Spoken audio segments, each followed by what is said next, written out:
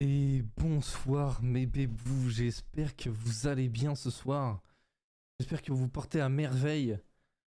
Merci d'être là, d'être déjà si nombreux pour ce lancement du talk show du coup. J'espère que vous vous portez bien, vraiment très bien. Encore merci d'être là. Bonsoir à toi Alain, bonsoir à toi Gibus et Gazi. Merci à vous. Coucou mon Kale et coucou Ezare, qui sera une invitée de ce soir. Du coup, voilà, on va faire une petite intro. Je vais vous réexpliquer un petit peu le principe du talk show. Tout simplement, c'est une émission bonne ambiance dans laquelle on va discuter avec des amis sur des sujets divers et variés. Voilà. Euh, Pas de tabou. On est là pour parler de tout. Ce soir, on va parler de cinéma. Ça commence chill. On sera en compagnie des arrêts et de Loupa pour ce soir. Et je vais Ça me... je vais les laisser se présenter à vous, du coup. Ezare, tu peux nous dire un petit mot sur toi? Eh bien, bonjour. Bonjour tout le monde. Bienvenue. Bonsoir à toi, Eza. Euh, Eza qui est également streameuse, pour ceux qui ne la connaissent pas. Mais bon, je pense qu'on ne la présente plus, hein. Je ne sais pas si on me présente encore, mais en tout cas, je suis ravie d'être invitée sur cette chaîne. Et je suis Et ravie de participer à ce premier talk show. ouais, je suis ravi de t'avoir pour la première émission. Ah bah écoute, ça fait vraiment très plaisir. Ça me fait chaud au cœur. C'est Voilà. l'effet podcast qui nous fait une voix suave. Oui, ça nous fait une voix suave, l'effet podcast.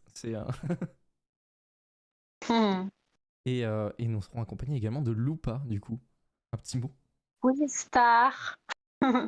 Salut. Pour une fois, je suis pas dans le chat. Je suis en même temps que les autres on air. Je me sens très stylée, très star. Vraiment, j'ai l'impression d'être interviewée. J'adore. Le son de Eza est dégueu. Oh bah, écoutez, on va Mais voir. d'où mon son est dégueu. Moi, ça va du coup? C'est très Toi, bien, t'as un son de franchement. téléphone ou quoi? Mais Ouais, j'ai mon téléphone. on t'entend. On m'entend pas? Je vais la monter. Enfin, je vais augmenter son son. Je vais la monter en l'air. Ça commence. Salut Gibus. Salut. Et donc ce soir, on va parler cinéma, tout simplement, parce que voilà, Eza travaille dans le monde du cinéma et nous sommes un peu des fans de cinéma avec Loupa. Donc, J'ai des et fans de Eza aussi. on est des fans de Eza, effectivement. Ouais. Cute. Je suis un peu trop fan de vous aussi, donc. Oh là là, ça va se shape ce soir. Ouais, de ouf. Là, c'est Oh pas. là là. Arrêtez vous m'émoustiller là, ça me va pas du tout. Ça te On titille te le drague. pistil. Ça Ah, mais commence arrête, bien. j'ai chaud là, putain. Ça commence On bien. me Même pas drague. la j'ai mis le chauffage. Et du coup, bah voilà, on va aborder le sujet un petit peu rapidement, mais tout simplement, on va commencer par une question assez basique. Euh, Est-ce que tu peux nous parler un peu de ton boulot, Eza? Qu'est-ce que tu fais dans le cinéma? Alors, moi, je suis ce qu'on appelle les métiers de l'ombre. Je suis les gens que tu vois jamais dans le cinéma, on parle très peu de nous. En gros, on travaille. Moi, je travaille dans la post-production, dans tout ce qui est création d'effets spéciaux pour des séries ou pour des films, principalement pour du français. Je suis dans une boîte qui est située en Belgique et on a un pôle à Paris. Et donc, moi, mon job, c'est en gros de faire un espèce de lien entre le client et la fabrication de ce dont ils ont besoin, donc des trucages, avant de leur renvoyer pour qu'ils puissent les intégrer dans leur film. Ok, Donc, donc voilà. un peu on va dire le côté un peu technique du cinéma qu'on ne voit pas à l'écran. Bah, nous, notre rôle, c'est que vous ayez oublié qu'on existe. Donc, moi, D'accord. mon rôle, c'est de faire en sorte que tous mes graphistes, ils font en sorte que notre job, il n'existe pas. Ok, donc C'est-à-dire effacer le pecno derrière qui ramasse des feuilles, bah, il n'existe pas. d'accord, donc c'est Vous un nous peu dites ingrat comme métier quoi en gros.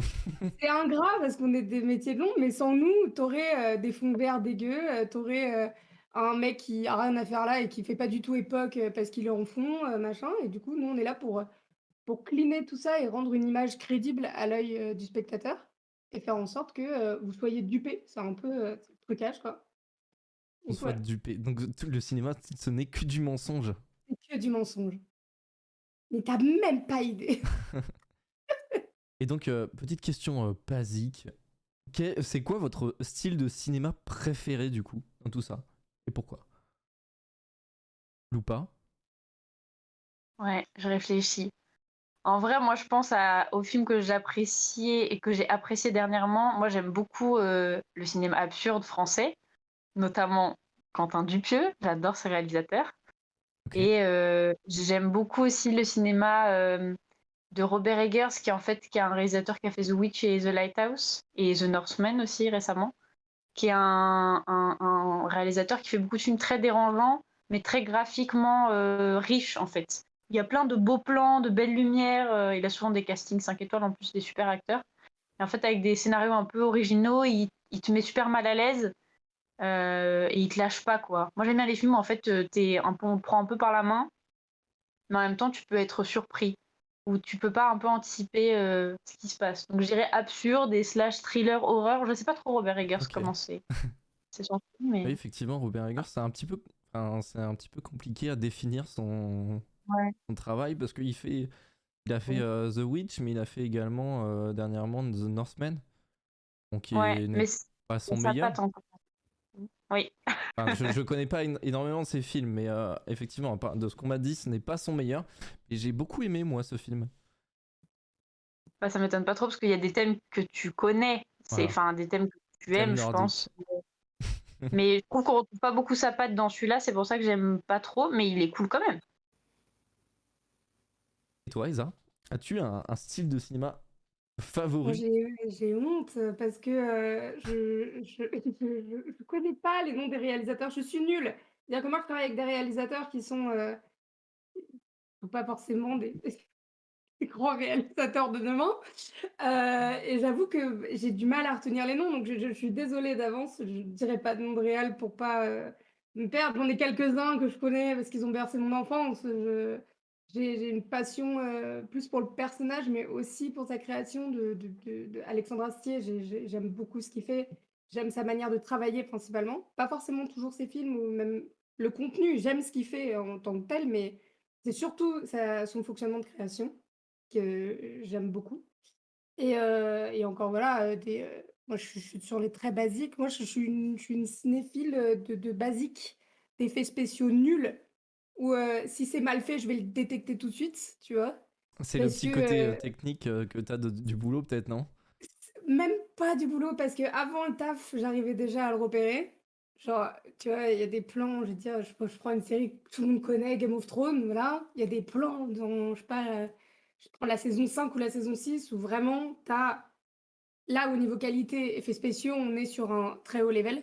Et tu arrives sur la saison 8 qui est quand même pas mal bâclée.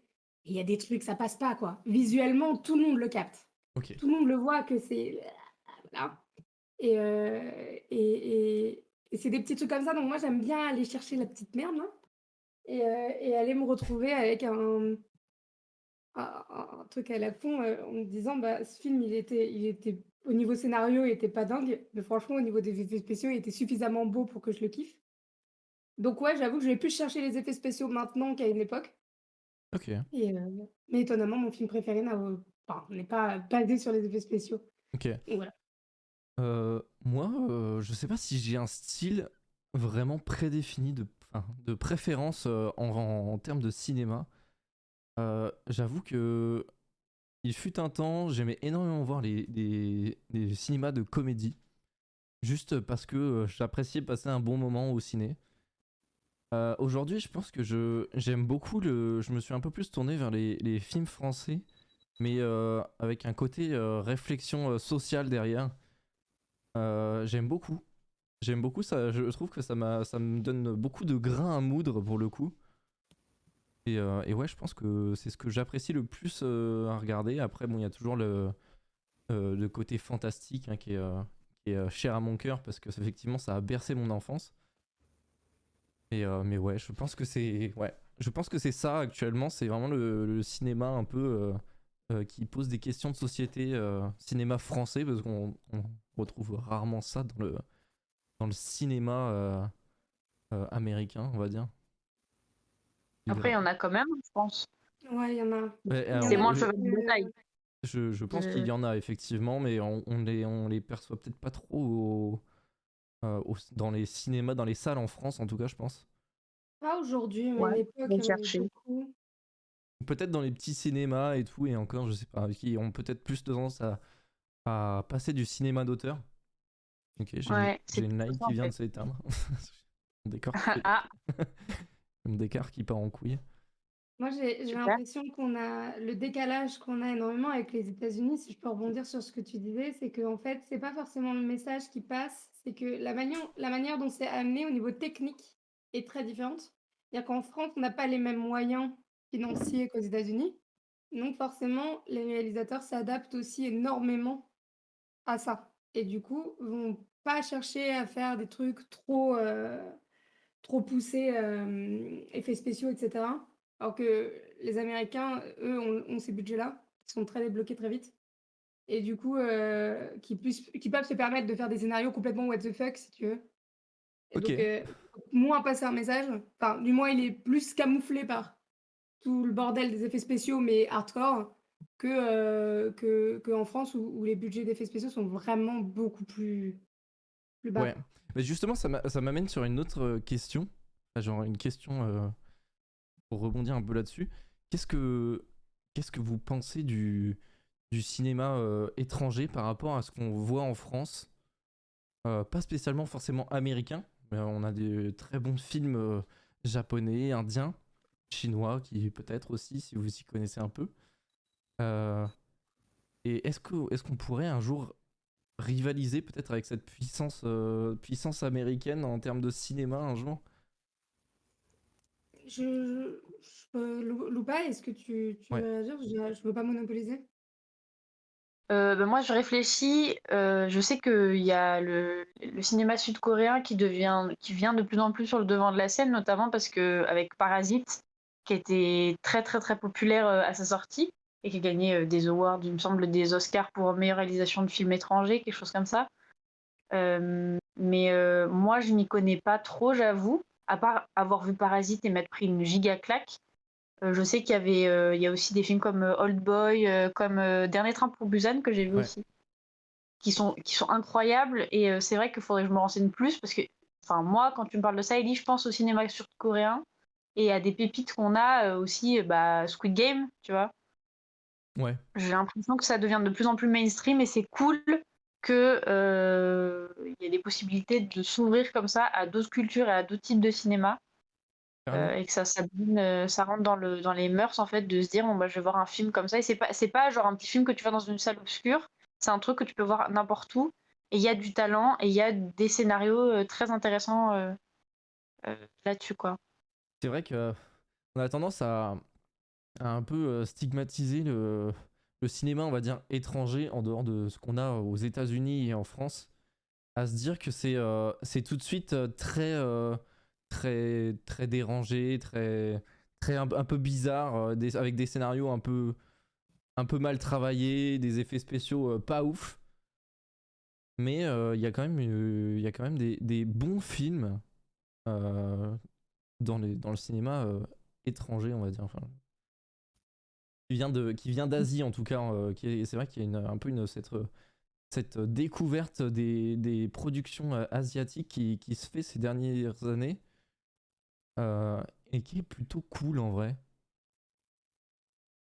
Je sais pas ce que Ouais, t'en penses moi je toi. parle plutôt du truc sud-coréen mais vas-y Jules pardon.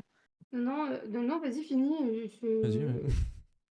Non mais c'est ce que tu disais genre les trucs un peu c'est forcément déjanté, c'est forcément obscur et tout. Moi je pense pas que la majorité pense ça mais c'est intéressant de voir de connaître des choses qui sont peut-être pas amenées sur le devant de la scène tout le temps et que ça devienne plus mainstream quoi. Mais enfin ça revient à ce que je disais tout à l'heure donc vas-y ça m'intéresse de savoir ton avis aussi. Bah, moi, personnellement, j'ai pas beaucoup de connaissances sur les films, étrangers. Par contre, pour répondre à ta question, Ellie, sur le fait que, est-ce qu'un jour la France serait capable d'arriver au stade, des pays étrangers au niveau des effets spéciaux et cetera, ça, moi, je peux peut-être te répondre. Je Ouais, je pense que le problème majeur qu'on a en France avec les réalisateurs français, c'est que, ils se mettent énormément de limites parce que budget, parce que, pas la connaissance nécessaire. C'est-à-dire qu'en fait, ils se bloquent beaucoup dans leur scénario, ils se bloquent beaucoup dans ce qu'ils veulent produire. Ils ont du mal à pousser les effets spéciaux et à aller chercher même limite l'absurde des effets spéciaux, donc de dépasser cette espèce de barrière du réel. C'est vrai qu'en France, un film français, c'est très souvent ramené sur quelque chose de très réel. Il y a c'est rare d'avoir des films, heu, français qui sont, à la hauteur d'un George Lucas ou tu vois? Ou qui vont partir sur du 3D full parce que c'est intéressant.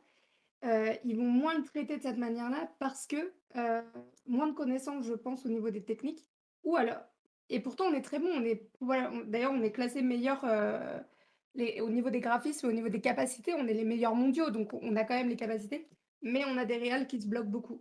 Donc si on a des réals qui ouvrent plus les portes, potentiellement qu'on pourrait arriver largement au, heu, au niveau d'autres pays qui font des films beaucoup plus, poussés sur les effets spéciaux et cetera. Mais il faut qu'au aussi, et ça c'est important de le dire, d'ouvrir les budgets et ça c'est pas évident en France non plus.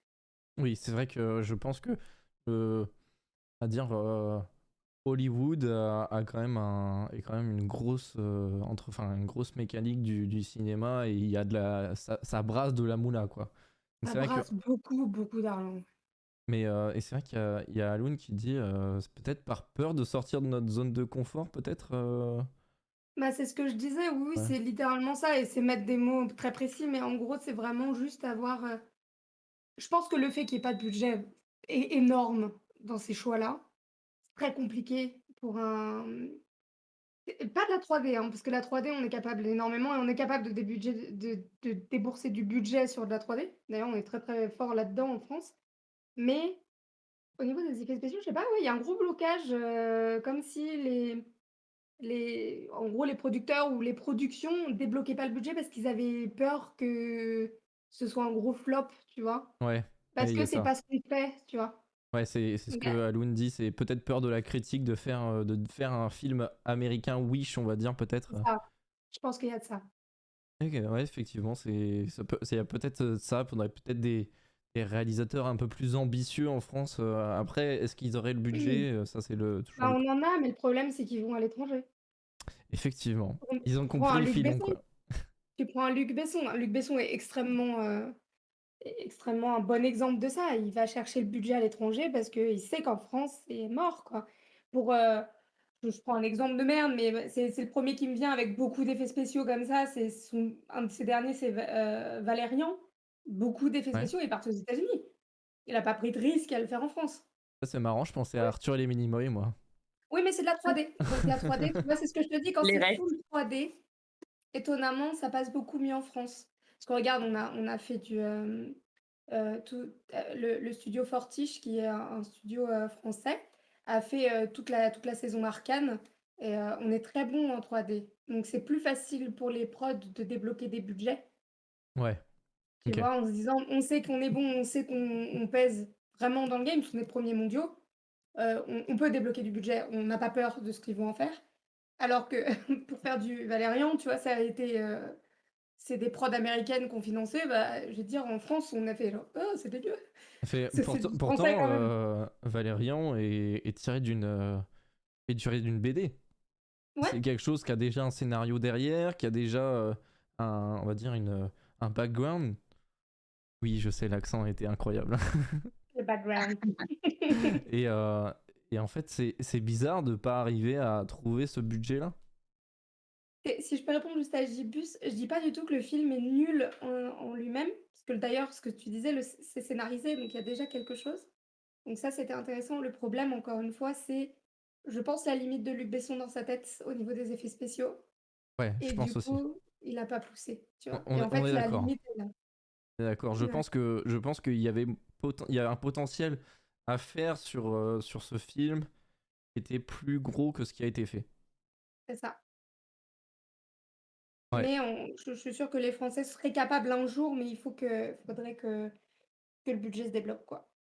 Ouais, il faudrait quelqu'un de riche pour investir, quoi. Donc C'est s'il y a ça. des gens Un riches mec dans qui le fait, chat, n'hésitez pas si vous voulez investir dans le cinéma. Apparemment, ça paye bien, hein. «Vous pouvez investir en moi, j'ai plein d'idées». Investissez en ESA. Let's go. Et du coup, comment vous consommez, pareil pour le chat, hein, comment vous consommez le cinéma? Est-ce que c'est vraiment de façon régulière? Est-ce que vous êtes des gros fans hardcore de cinéma, que vous y allez 2-3 fois dans la semaine, ou c'est plus une fois de temps en temps pour voir un blockbuster qui vient de sortir? Ou pas? Bah, précise pour qui la question. Pour toi, ou Mais pas, pour Qui dans le commencer? chat? Juste, bah, comment tu consommes le cinéma? Est-ce que vraiment tu vas en salle? Est-ce que tu y vas régulièrement ou vraiment de façon très occasionnelle, quoi? moi, c'est plutôt occasionnel, j'avoue. Après, c'est plus par souci pécunier qu'autre chose, parce qu'en vrai, je trouve que ça coûte cher d'aller au cinéma. À raison, hein. Je pense que Ah, c'est raison. important de soutenir les salles indépendantes aussi. Enfin, moi, j'essaie d'aller dans des petits cinémas aussi. Enfin, voilà, ce genre d'initiative, j'aime beaucoup. C'est plus pécunier, c'est pour ça que je n'y vais pas souvent, mais j'aime bien l'expérience du cinéma. Surtout pour moi, il y a vraiment des films qui s'apprécient beaucoup plus en salle que chez soi. Par exemple, moi, j'avais jamais vu Interstellar et j'ai vu une rediffusion au Rex et c'était incroyable, quoi. Enfin, je pense que si je l'avais vu chez moi, ça aurait pas du tout eu le même impact que ça a eu quand je l'ai vu pour la première fois. Et je pense qu'il y a vraiment des films comme ça qui s'apprécient en salle et c'est important quand on a les moyens de soutenir l'industrie du cinéma. Donc, j'y vais pas souvent, mais j'aimerais y aller plus en fait, si je devais te répondre. Ouais. Et toi, Isa, est-ce que tu y vas régulièrement ou pas? J'ai honte! Again! Again. Oui, alors j'allais beaucoup au cinéma. Je peux pas dire que c'est le cas en ce moment parce que j'ai effectivement des semaines très longues et du coup, ça me permet pas d'avoir beaucoup de temps pour, y aller. J'aimerais en avoir plus. Je sais que j'ai des expériences au cinéma qui ont été, 1000 fois plus fortes que ce que tu peux vivre chez toi. Je parle, notamment de moi j'ai un gros kiff, c'est d'aller au voilà, tu disais le Grand Rex, moi le Grand Rex, je suis allée voir la trilogie de Seigneur des Anneaux. J'ai fait un marathon, d'une nuit, complète là-bas et c'est un de mes plus beaux souvenirs du cinéma parce que tu partages vraiment quelqu'un avec des gens autour de toi qui vivent tu vois, cette espèce de passion. C'est complètement what the fuck comme ambiance et en fait, impossible de vivre ça chez toi, c'est que des inconnus et l'ambiance est complètement elle te porte complètement dans le film, donc tu vis le truc complètement différemment et je pense que c'est vraiment, ça que le cinéma devrait apporter. C'est que, aller au cinéma pour, regarder ton film dans le silence, bon, pour des nouveaux trucs, je comprends, mais par exemple, pour les passionnés, moi, je trouve que c'est important d'avoir cette espèce d'ambiance, tu vois, de trucs, Ouais. Alors et donc pour les passionnés, effectivement, parce que alors moi, s'il y a bien un truc qui m'insupporte au cinéma, c'est d'avoir des gens qui ne regardent pas leurs films ou qui surréagissent à tout, et ça me casse les ah couilles. non, mais surréagir, ça ne sert à rien. En revanche, vivre l'instant moi, je te parle d'une trilogie qui date depuis, je sais même plus si c'est sorti en 2001, le 2001, il premier. me semble, Seigneur des Anneaux, C'est ouais, ça, effectivement. donc tu vois, ça fait une vingtaine d'années. Tu as des fans qui Fan depuis hardcore. 20 ans de hardcore là et quand tu y vas, moi je sais qu'il y aurait pas eu cette ambiance. Déjà, j'aurais jamais tenu réveillée, hein, voilà. Je serais endormie à 3 heures du mat, tu pionces, hein. Ah, Clairement, tu le connais par cœur le film, enfin je vais te dire, voilà, donc tu as pas d'ambiance, tu dors. ouais, Heureusement qu'il y avait de l'ambiance, ça te motive, ça te tient, enfin je vais te dire, tout le monde était là, c'était des tu vois, il y avait cette espèce de oui, tu réagissais à tout, mais parce que c'est comme si tu le voyais pour la première fois à nouveau, tu vois? C'est quand même magique parce que c'est un truc que tu connais par cœur, ça fait dix ouais, mille mais fois c'est que tu c'est le le, vois et tu as c'est l'impression de le revivre. c'est le côté marathon qui peut être sympathique, effectivement. Donc Euh, le cinéma est pas que une salle, tu vois ce que je veux dire? C'est ouais, que c'est pas que aller voir un film comme ça, que tu découvres et cetera. C'est ce côté super sympa de ça, mais tu as aussi le partage, autre chose. Ça, ouais. je trouve ça super cool. Bah, moi, tu vois, moi, un peu, je suis un peu au sens contraire, c'est que j'aime énormément le cinéma et j'y vais énormément depuis 2-3 ans maintenant. J'ai vraiment découvert une passion pour le cinéma chez moi. Et donc, justement, je compense un peu ce côté euh, financier par le fait de prendre un abonnement. Donc, je paye mon abonnement tous les mois et je peux aller au cinéma de façon très régulière sans me ruiner en fait. Et ça, c'est un truc que Ouais. je trouve très bien, genre et qui devrait vraiment se, comment, se répandre un peu dans toutes les salles, dans tous les types de cinéma. Alors, c'est vrai qu'en France, on a quand même énormément les cinémas Gaumont qui sont extrêmement présents. Mais on a quand même des petites salles qui ont du mal à vivre parce que justement ils n'ont pas le budget pour sortir, enfin pour passer des films peut-être un peu plus gros budget qui pourraient attirer du monde et pourquoi pas mettre en place ce genre de choses. Et du coup, effectivement, moi je consomme énormément de cinéma. Alors moins ces derniers mois, effectivement, parce qu'il y a eu pas mal de changements dans ma vie. On s'en bat les couilles. Euh, mais, euh, mais effectivement, moi j'adore aller au cinéma. Et, et vraiment un truc con, genre je trouve que c'est incroyable pour moi le cinéma, de voir un film au cinéma. Uniquement parce que tu vis le film. T'es Ouais. là, tu regardes ton film et c'est tout. Enfin, y a pas de, y a pas de quiproquo, t'es pas là, enfin t'y vas pas pour aller sur ton portable, sinon tu prends une quête tarte dans ta gueule. Ah, c'est bon, ouais, ça va aller sur ton Le téléphone, j'ai envie nombre de de fois où j'ai fait frapper. des remarques aux gens pour leur dire ton portable, frère, juste tu l'éteins, tu t'arrêtes de casser les couilles. Et Je sais pas, en plus, souvent, c'est des gens qui payent, quoi. Tu vois, genre, ils ont pas d'abonnement, ces gens-là. Genre, ouais. mec, tu viens de payer 13 balles ta place, profite. Enfin, Et donc ouais, j'adore vivre le film et d'autant plus depuis que j'ai un cinéma IMAX près de chez moi. Genre aller voir des beaux films, genre avec des vrais trucs sympas, des effets spéciaux de ouf ou des paysages très beaux en IMAX, je trouve ça incroyable. Je trouve ça incroyable. C'est juste un pur plaisir que tu ne retrouves pas à la maison. On et a. excuse-moi, j'ai une petite question qui Oui, m'interpelle là, vas-y. et je voudrais ton avis, et celui de Louba. Est-ce que vous êtes déjà, parce que c'est pas forcément évident de l'avoir fait, est-ce que vous êtes déjà allé au cinéma tout seul? Est-ce que c'est quelque chose que vous Oui, aimez faire? oui. Et, dans le chat aussi, est-ce que c'est quelque chose qui vous fait peur? Parce qu'il y a des gens qui ont peur d'aller au cinéma tout seul, parce qu'ils trouvent, tu sais, c'est comme les gens qui aiment pas manger au resto tout seul, ça arrive. Et vraiment, c'est ce stress d'être seul et d'être vu seul. Est-ce que ça vous arrive, voilà, d'aller au ciné solo, quoi? Alors, vas-y, Loupa, je t'en prie. Bah moi non, mais encore une fois, c'est comme tout à l'heure en fait. Je pense, surtout depuis que je suis rentrée à Paris, que franchement, si j'avais plus les moyens, j'irais au cinéma toute seule voir des films. Mais je l'ai pas fait par souci financier, mais dans l'idée, moi, ça me plairait bien, tu vois. En plus de ce que vous disiez tout à l'heure, on parlait du portable. Je rebondis là-dessus. En vrai, je trouve que c'est dommage parce que le cinéma aussi, c'est un moyen de couper avec le monde réel pendant quelques heures. Et je trouve que c'est pour ça que c'est encore plus magique d'aller en salle, c'est que vraiment tu te mets dans une ambiance où tu es coupé de tout. Et c'est rare les moments comme ça maintenant, je trouve, dans un monde où on est tous tout le temps hyper connectés, hyper au courant de ce qui se passe avec nos téléphones. En fait, d'avoir vraiment ces moments de pause, c'est super précieux. Donc je comprends d'autant moins les gens qui sont sur leur tel pendant les séances, tu vois. Mais voilà. Ouais. Et tous des dépendants affectifs. Et moi, j'adore aller au cinéma en solo. Vraiment, c'est un pur kiff. Vraiment, c'est quelque chose qui est ultra agréable et d'autant plus que enfin, j'adore aller voir tout type de films. Et c'est un pur plaisir parce que souvent, t'as pas tout le temps quelqu'un pour t'accompagner ou qui a envie d'aller voir ce film avec toi. Et en fait, je pense qu'il faut arrêter de se priver, de se dire ah, oh, je vais pas y aller, je suis tout seul, c'est un peu la loose. On s'en bat les couilles, t'es dans une salle, t'es dans le noir, et de toute manière, tu vas pas parler pendant ta séance. Parce que pareil, si tu parles, tu prends des taquets. Euh, mais ouais, aller au cinéma tout seul, moi, ça me pose pas de problème. Et je suis vraiment allé voir des films qui sont genre des documentaires, des machins, genre, et t'as trois pélos dans la salle, et juste tu kiffes ta vie. Tu t'allonges sur les sièges, tu t'en bats les couilles. Ah là là.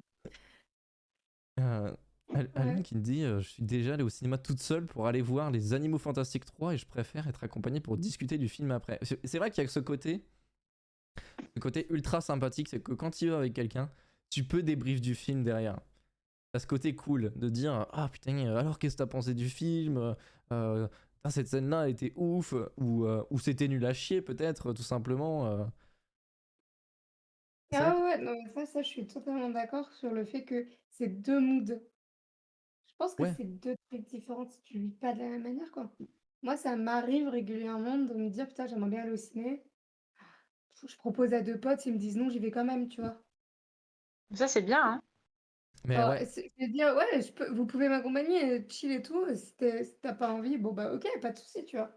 et je vais faire mon truc. Mais c'est vrai que il y a ce truc de, quand tu sors de la salle que tu as vu une dinguerie, moi je sais que la fois où ça me l'a fait, où j'étais frustrée de pas pouvoir en parler, c'est quand je suis allée voir putain ça date. C'était les animaux d non, pardon, Le secret de la potion magique d'Alexandre Astier d'ailleurs, qui Ah était oui? pas mal. Ouais. Putain, je suis sortie de la salle, j'étais sur le cul, je me suis dit: «Putain, j'ai mis ça dans ma liste». En plus, j'avais fait un marathon, j'avais regardé 3 films d'affilée et je suis sortie de la salle et j'ai fait: «Mais putain, j'ai p i ce film est incroyable et j'ai rien à je peux pas le raconter à quelqu'un» et personne n'est allé voir ce film en salle, dans mes amis ou dans mes trucs et en fait, du coup, je me dis: «Mais du coup, personne connaît ce film qui est génial!» C'est vrai que je ne l'ai pas vu, pour le coup. Et bah, il est Bah, Qui génial, est un film regarde-le. Astérix, hein, du coup, pour ceux qui ne savent pas. Ouais, Qui était ouais. bah, c'est produit par Alexandre Astier, du coup. C'est produit et Ouais. réalisé parce que ce mec est un génie, donc voilà. Et ouais, du coup, c'est Il vrai que lance tout seul ce bâtard. je suis pas allé du tout. Pourtant, c'est vrai que j'apprécie énormément Alexandre Astier aussi. Et c'est vrai que je tourne autour, enfin, beaucoup plus par rapport à Alexandre Astier, par rapport à la sphère Camelot et ce qu'il a fait dans les one man shows. Dans ces one Et man ben shows, je moi, tu trouve que vois, je trouve qu'il a 2 univers et qu'il faut aller choper les 2. Il a son univers Kaamelott qu'il a créé et où ça a fait «décoller» entre guillemets sa carrière parce que c'est vraiment là où on a connu son nom. Je veux dire les Astérix, il en fait depuis longtemps, hein. ouais, Il en oui, a réalisé, il en a produit, je veux dire, il a pas réalisé les meilleurs, hein. Il a pas forcément produit les meilleurs, mais putain, il a quand même fait un gros taf là-dessus. Moi, je vais te dire, Le Secret de la Potion Magique, sur les derniers en 3D, c'est le meilleur, largement. Il est beau, il est agréable, le scénar est drôle, tu passes un bon moment d'Astérix, genre un truc d'enfance, tu retombes vraiment en enfance et tu fais: «What the fuck?» Genre, le mec m'a eu, il a fait le taf, tu ouais. vois? C'est vrai que Et moi, j'ai jamais été un gros fan d'Astérix, donc c'est vrai que c'est pas un genre de film qui me tente en général. Parce que bah, tout simplement, ça va pas vraiment bercer mon enfance en fait, Astérix. Donc il y a peut-être ce petit côté nostalgique qui te fait ouais, ça aller peut être voir ce film. J'y vais pas je vais pas voir un film spécialement pour un réalisateur en fait. Je vais voir le film parce que le pitch me plaît quoi.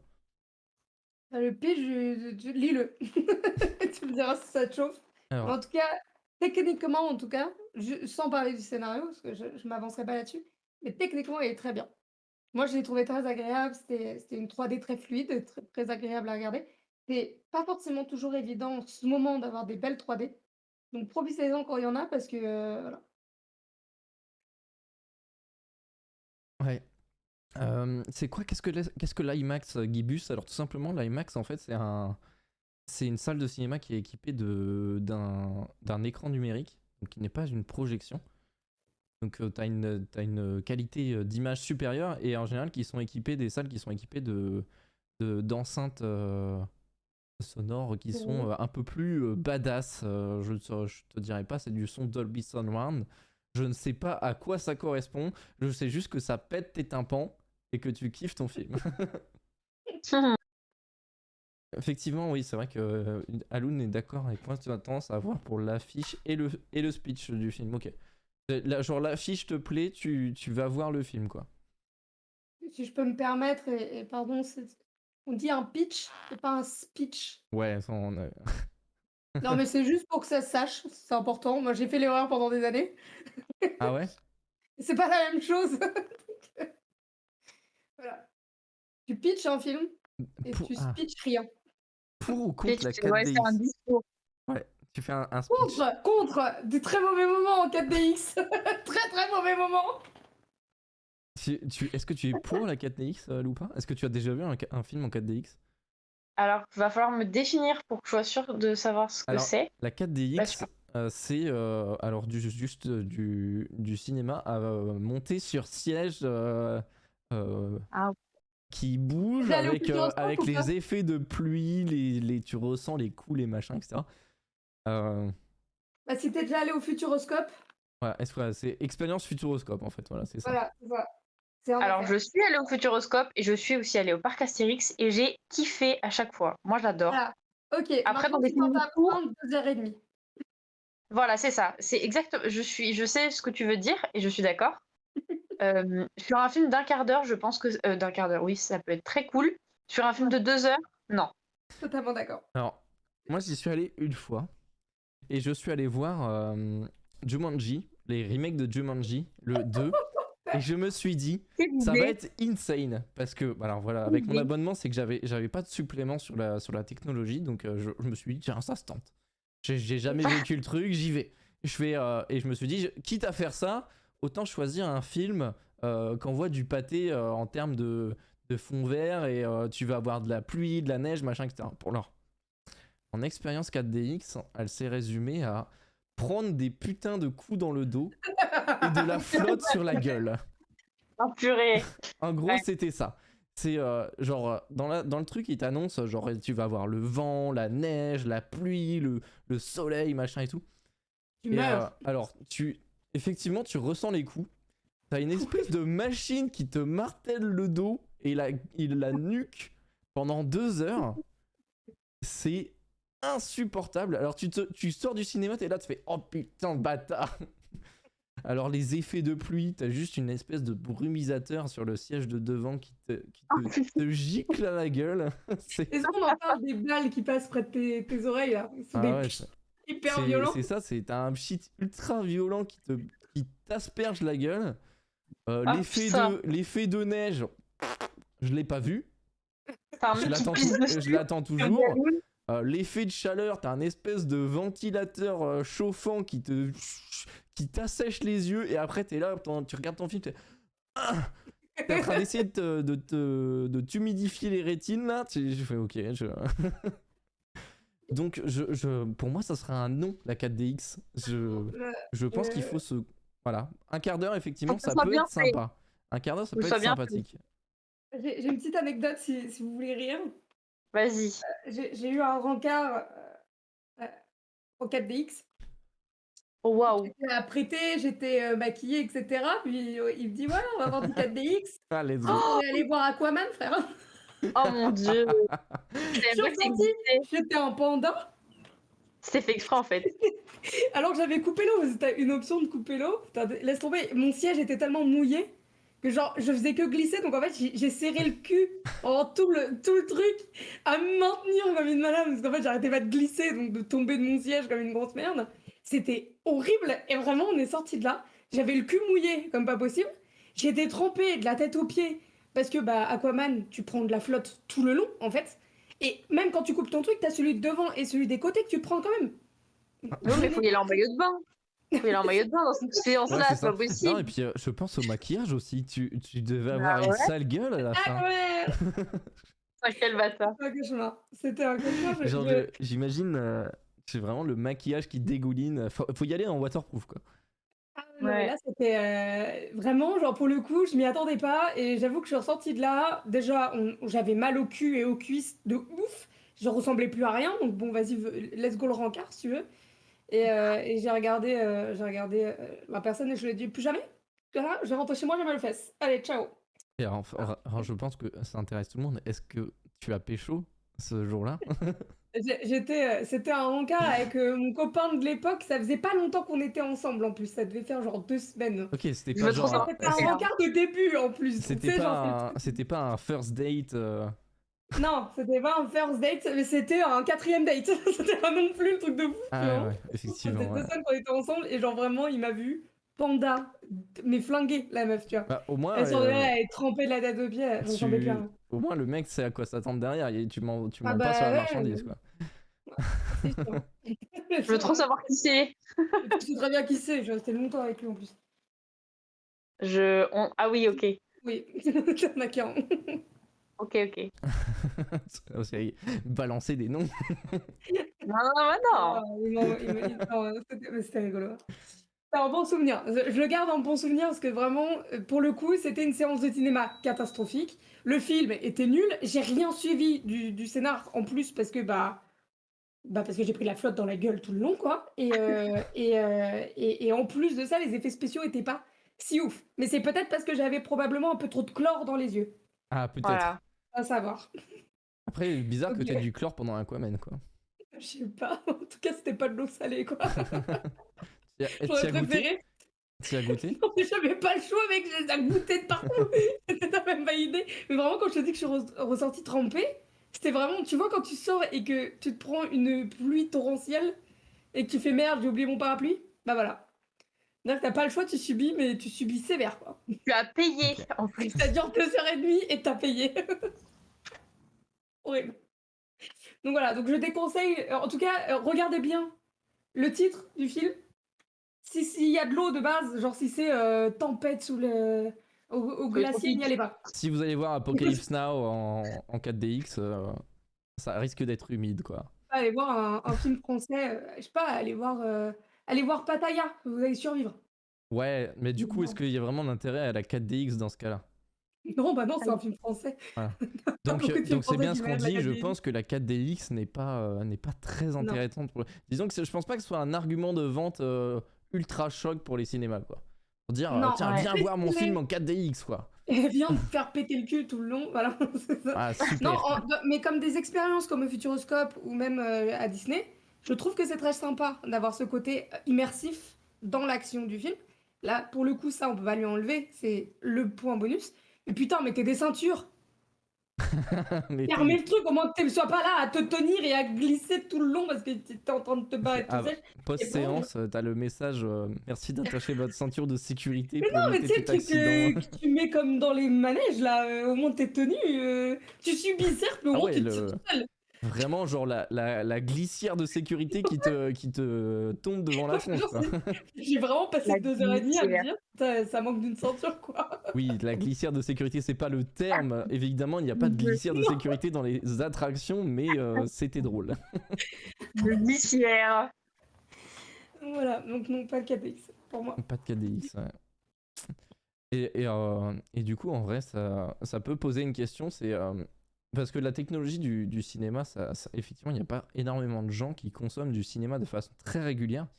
Et ces dernières années, on a quand même une énorme, un énorme truc qui arrive par rapport au cinéma, c'est le streaming. Et moi, je me posais une question, est-ce qu'un jour, on pourrait voir complètement le cinéma, on va dire, dit classique, disparaître au profit du streaming? Non, pardon. Ouais, non, mais vas-y. Extrêmement rapidement, pardon. Je ne pense pas que le streaming efface le cinéma. Pourquoi? Parce que pour moi, c'est deux expériences différentes. En fait, si tu veux, un producteur ou un réalisateur, quand il produit son film, il a ce côté de je veux voir ce film au cinéma, je veux qu'il fasse des entrées en salle. C'est là où il fait de la thune. Le budget global d'un film, il se fait en salle. Ensuite, tu le vends sur les plateformes et ensuite tu fais de la thune sur les plateformes. Mais en premier lieu, tu vas tester ton film en salle. S'il fait de la thune en salle, il en fera 3 fois plus sur les streamings. Donc c'est un premier jet. C'est un peu comme Ouais. si tu sors ton bouquin, au lieu de le sortir directement dans, je sais pas, à la Fnac, tu vas peut-être le sortir dans une petite librairie où tu vas voir combien tu fais d'entrées, etc., machin, et tu vas faire ta pub et tu vas voir si ça fonctionne. Si tu fais pas mal d'achats, là tu peux le faire en grande distribution, mais tu vas te ruiner à faire un nombre d'articles pas possible si t'en vends pas la moitié. Tu perds de l'argent. Tu vois ce Ouais. que je veux dire? Donc vendre ton film sur une plateforme, c'est hyper intéressant pour un réalisateur et pour un producteur, mais il faut d'abord qu'il y ait un test en salle. C'est pour ça que tu as énormément de films qui sortent en salle, parce qu'il y a ce côté test. Tu Ouais. vois. Donc je ne pense pas que ça se perde. Je pense qu'il y en aura peut-être, il y a plus de volume de produits aujourd'hui qu'à une époque, donc mais il y a toujours autant de films en salle. Ok. Et C'est donc, juste qu'il y en a moins qui passent par la case. et donc est-ce qu'on pourrait dire que peut-être on va aller vers un, comme dit Alun, une évolution du cinéma? Qu'est-ce que t'en penses, Loupa? Peut-être autre chose, que le cinéma s'adapte à cette mode, peut-être? Parce que c'est une salle, ils font les cinémas font de la thune sur les films, ils font pas de la thune sur le streaming, ils s'en battent les couilles. Donc, est-ce que ça pourrait évoluer? Qu'est-ce que tu penses ou pas? Bah, moi déjà, je suis assez d'accord sur ce que Eza a dit sur le fait que le cinéma et le streaming, c'est deux expériences très différentes. Notamment dans le fait de ce que j'ai dit tout à l'heure, tu te mets dans une salle 2 heures où tu es coupé du monde et que tu prends ton film en grand écran. Après, je pense qu'il y a la question quand même, et ce qui explique pourquoi les gens n'y vont pas, c'est le prix, qui est encore une fois justifié, mais je pense qu'il y a des gens qui n'ont pas les moyens d'aller au ciné, ou pour qui ça ne fait pas partie du budget mensuel, donc ça se comprend. et qui du coup préfèrent payer un abonnement tous les mois pour regarder tous les films qu'ils veulent. Donc je pense que c'est aussi légitime de se poser sur ces questions-là. Après, je n'ai pas d'idée de résolution, mais voilà. Mais peut-être que ouais, évoluer en termes de peut-être, je sais pas moi, mettre des séances moins chères, c'est déjà ce qui se passe. Enfin voilà, moi j'ai un peu ce côté-là social de dire Ouais. qu'est-ce qui, vers quoi on va, quoi. Mais je pense pas que le cinéma va disparaître. Au contraire, je pense que c'est une force qui va rester, qui va peut-être évoluer, mais je sais pas trop à quoi ça ressemblera. Mais je pense qu'il y a pas de raison que ça parte. Ouais, effectivement, c'est vrai que c'est un peu compliqué de s'imaginer dans un monde, en tout cas, c'est un peu bizarre de tourner comme ça, mais dans un monde où il n'y aurait plus de salles de cinéma au profit uniquement du streaming. C'est vrai que ça peut paraître un peu abusé, on va dire. C'est vrai qu'il y a toujours ce côté, effectivement, ce que tu as dit, Eza, de dire que je pense que tu produis un film, c'est pour qu'il sorte en salle et pas uniquement sur une plateforme de streaming. Mais t'en as, hein, des films qui sortent Ouais, comme bah ça, mais ça c'est. Bah, et je mmh. pense aussi, en fait, genre, en fait, je pensais à ça, avec cette question, c'était de voir de plus en plus les grosses productions style Disney ou Netflix, etc. Enfin, Netflix c'est à part, mais sortir des films, par exemple, pour Disney directement sur leur plateforme. Alors, effectivement, le Covid a joué, C'est mais, ça. est-ce que ça pourrait pas se démocratiser un peu plus Bah, il faudrait partir du principe que les seuls créateurs de films sont les plateformes. C'est-à-dire que Netflix est une plateforme, donc il y a plus que Netflix, Disney, OCS et Amazon qui créent des films. Tu oublies tout le reste. Mais Ce qui est pas le cas, parce qu'il y est-ce a que ça un pourrait nombre de est-ce qu'on pourrait pas arriver à à un moment où genre les salles n'ont plus ne sont plus assez rentables pour faire rentrer des films, pour attirer des gens avec des séances, on va dire, moins chères, pas trop chères, et que Netflix, justement OCS, Netflix, machin, Amazon, prennent un peu, enfin, mettent la main mise sur les productions de films et sortent tout sur leur plateforme, parce que pour eux, c'est ce qui est intéressant.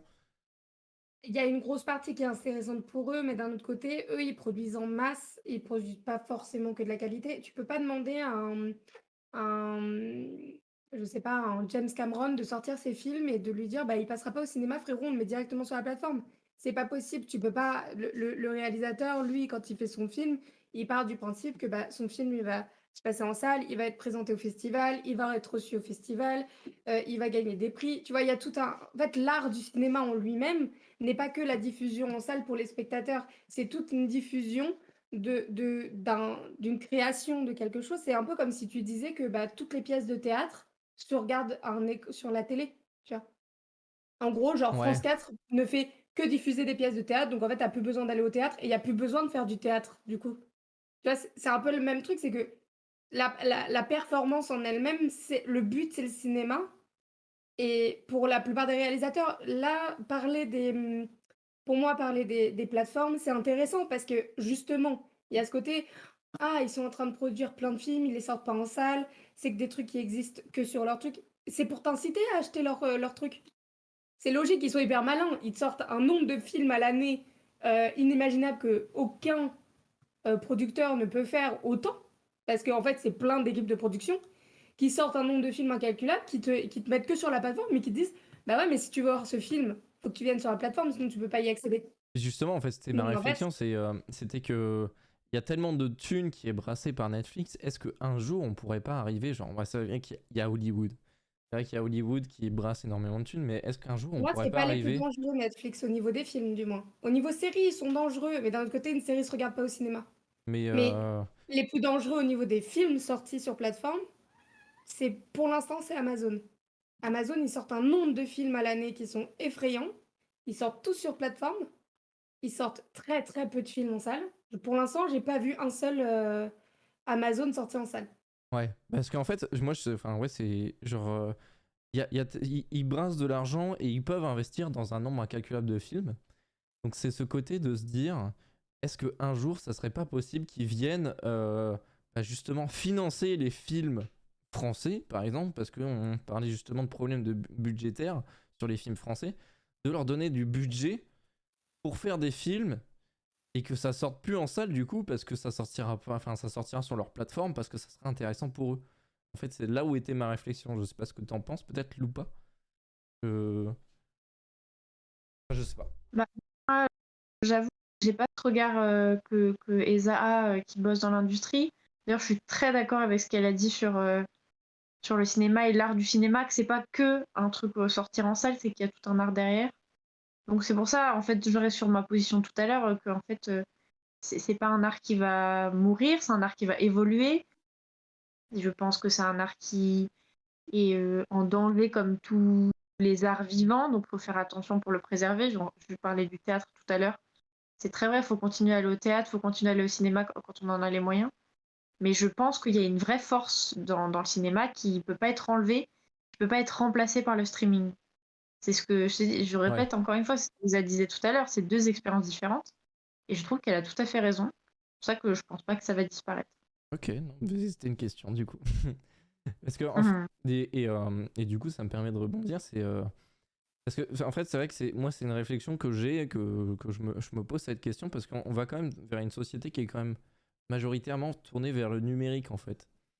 Et donc, je me demande justement si le cinéma pourrait avoir un impact justement sur la société en fait. Et enfin, c'est même sûr, il y a un impact sur la société. Et pourquoi le cinéma, on donne tant d'importance au cinéma, au film, sur la façon de voir notre monde, quoi, on va dire, notre société.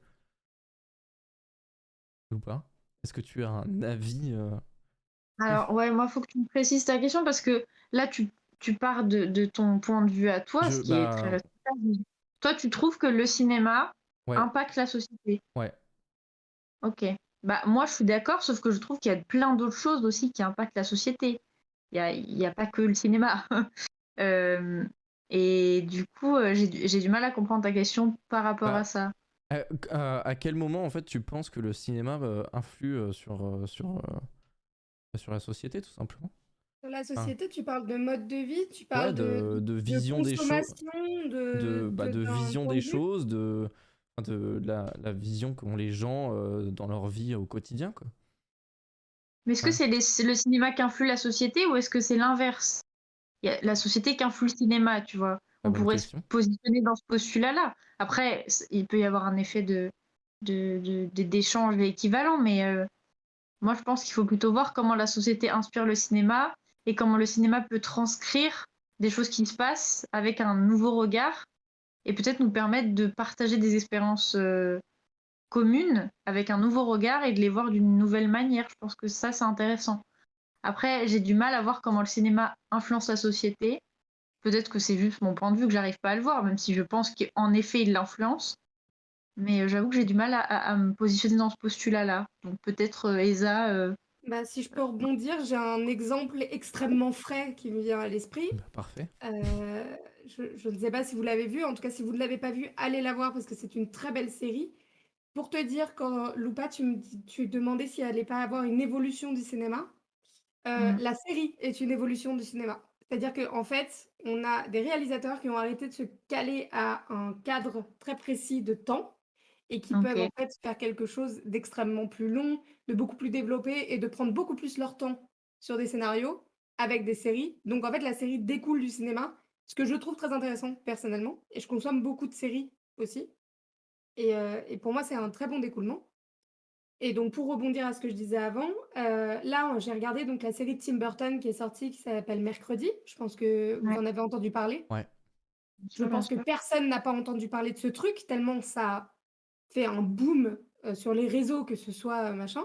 Moi, je l'ai regardé par, vraiment par passion de Tim Burton, déjà pour son univers, pour tout ce qu'il transmet dans ses personnages et cetera. Le personnage de Mercredi qu'il a dépeint est extrêmement fort et extrêmement bien écrit et très, tu peux très vite t'identifier à elle dans tes côtés sombres et cetera. Elle est très, très, très, très bien, elle vise juste sur le Ouais. personnage et on a une espèce de découlement sur les réseaux, sur des gens qui, en fait, s'identifient à cette nana, prennent exemple, elle a je vous le dis, c'est pas du spoil, mais elle a une danse très, très emblématique. Déjà dans la famille Addams, dans le film, le premier film qui était sorti, Mercredi faisait une danse. Donc en Pour fait, ceux qui Jenna ont la ref. Ortega, voilà, Jenna Ortega faisait a repris cette danse et l'a améliorée avec son personnage à elle, etc. Et en fait, beaucoup de personnes reprennent cette danse et tu as énormément de gens qui sont un peu déstabilisés parce qu'ils vont me dire: «Bah ouais, mais moi je suis gothique, moi je suis sombre dans ma façon de m'habiller, dans ma façon de parler, je suis très solitaire et cetera et en fait je suis beaucoup jugée dans mon quotidien» et là, on vous montre un personnage un peu stylé, gothique, hyper solitaire et très sombre dans ses idées et tout le monde la kiffe, tu vois? Ouais. Et ce côté de en fait, si tu veux, Tim Burton, il a pris un personnage que personne n'aime dans la réalité, il en a fait un personnage incroyable et du coup, tout le monde kiffe. Cette personne qui serait totalement harcelée en dehors de ça, tu vois? Dans Ouais, la mais réalité du coup, et voilà, pour moi, c'est une façon un peu d'influencer le fait de la bonne façon, hein, c'est très bien de faire ça, et d'influencer justement le regard des gens on va dire, sur les gens marginalisés, quoi, on va dire, à peu près. c'est ça. Tu prends Eddie de Stranger Things, c'est le même délire. C'est un rocker, hyper, extraverti, complètement, illuminé dans ses idées et cetera. Un mec comme ça dans la vraie vie, il se fait harceler et pourtant il est adulé dans Stranger Things. Ouais, c'est Et vrai. c'est des personnages qui sont très forts parce qu'ils ont une personnalité très pointée et très, précise et en fait, elles vont toucher du bois un truc qui dérange les gens de base et en fait, ils se disent: «Mais en fait, c'est pas si terrible». Tu vois? Qu'une Ouais, personne ait une passion, qu'une personne soit pas comme moi et cetera. Ça peut être stylé d'avoir une personnalité plus ouverte et du coup, les gens peut-être que ça peut découler vers une tolérance plus globale et moi, je le souhaite que le cinéma ait cet impact-là. Qu'il puisse avoir ce côté de, bah, soyons plus tolérants envers les gens que vous comprenez pas parce qu'en fait, regardez, dans un film, vous l'adorez alors que dans la vraie vie, c'est pas le cas et du coup, bah, c'est peut-être juste, ce regard-là que tu devrais avoir sur la personne que tu as en face de toi dans la vraie vie, plutôt que, tu vois, d'être dans le jugement et dans le harcèlement. Moi, vraiment, c'est ce que je souhaite, c'est qu'il y ait plus de ça, quoi. ouais.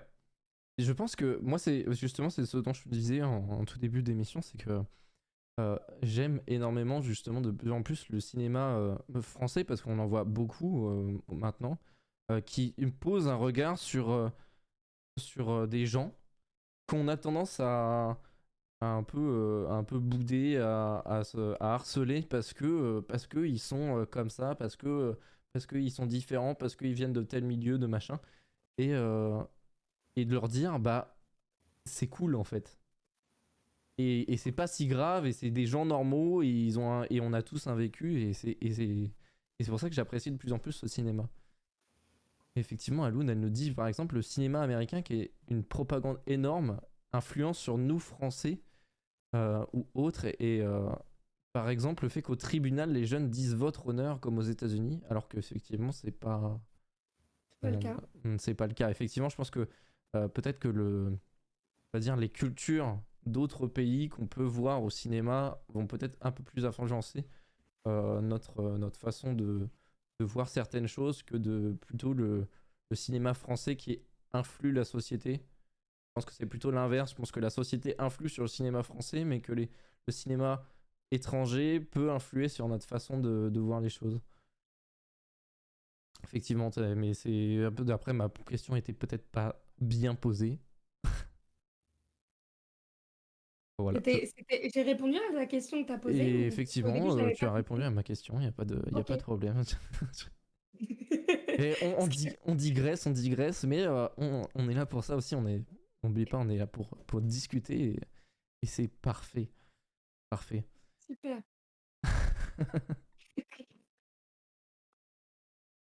Pouvoir corrompre l'image des marginaux car on les a associés à ce personnage qui n'est pas, de ce que j'ai vu, un personnage bienveillant.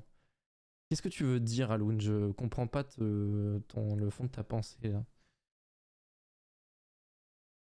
Et en vrai, moi, je vais partir sur quelque chose d'assez basique.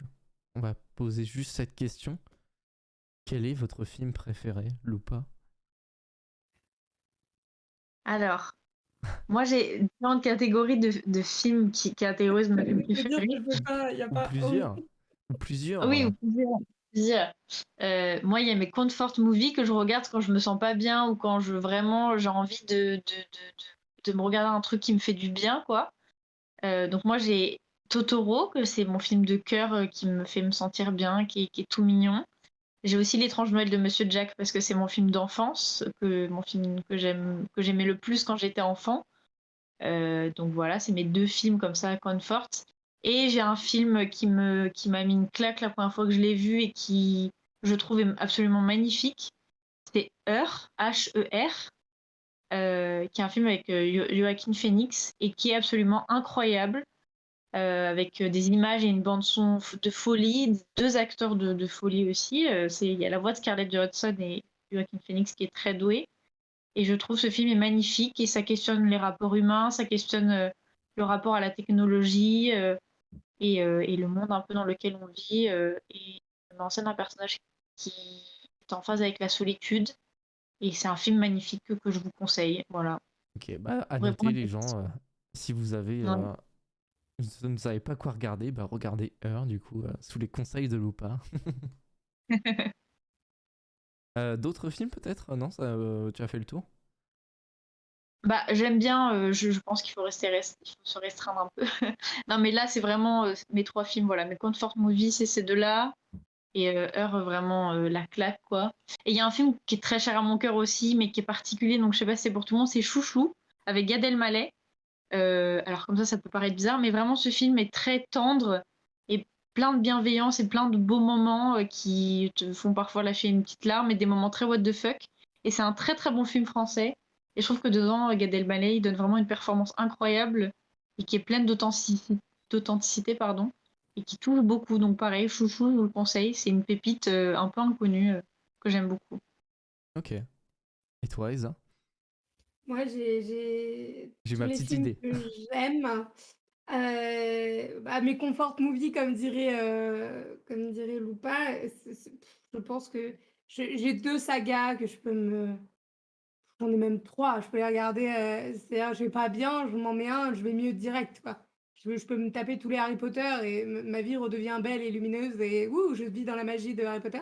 Ça te fait un Je peux point en me commun avec regarder. Gazi du coup. Voilà, je peux me regarder tous les Seigneurs des Anneaux par pur plaisir, même si juste les écouter, ça me suffit. C'est voilà. Et les Pirates des Caraïbes, truc à la con, tu vois. Genre, mais je retourne en enfance pendant trois films, tu vois, et oh, cette redisparition. Ça, c'est vraiment mes confort aussi saga où voilà, je suis heureuse de pouvoir les regarder, je me sens bien.